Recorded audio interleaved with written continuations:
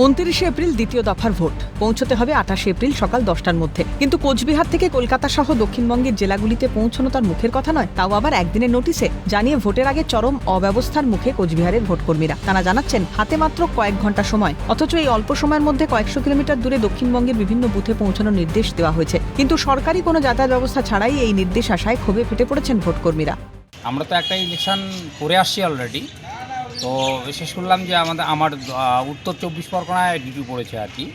সেক্ষেত্রে ডিপার্টমেন্ট আমাদের ইন্টিমেশন দেয় এবং আমরা অ্যাপয়েন্টমেন্টও পেয়ে যাই। কিন্তু আমরা এখন পর্যন্ত আমরা কীভাবে যাব তার কোনো সুবন্দোবস্ত হয়নি। এখন আমাদের কালকেই 7টার মধ্যে রিপোর্ট করতে বলছে। আমরা কুচবিহার থেকে গিয়ে ওই 24 পরগনায় গিয়ে ডিসিতে গিয়ে রিপোর্ট করা 7টার মধ্যে, এবং সেটা কিভাবে আমরা যাব, উড়ে যাব না হেঁটে যাব না গাড়িতে যাব, তার কোনো সুবন্দোবস্ত এখন পর্যন্ত আমরা পাইনি।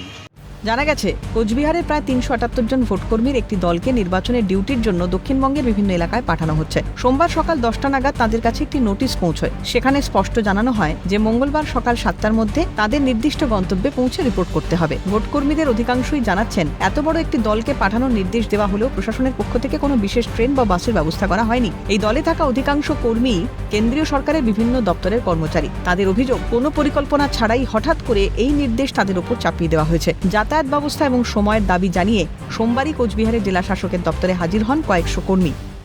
দায়িত্ববান নাগরিক এবং সরকারি কর্মচারী হিসাবে আমাদের কোনো অসুবিধা নেই।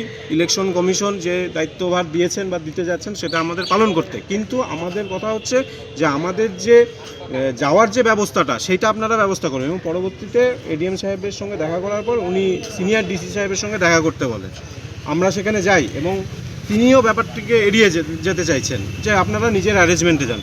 কলকাতা কুচবিহার থেকে কলকাতা 700 কিলোমিটার দূরবর্তী একটা জায়গা, আমরা কিভাবে ওখানে যাব তার কোনো বন্দোবস্ত করছেন না।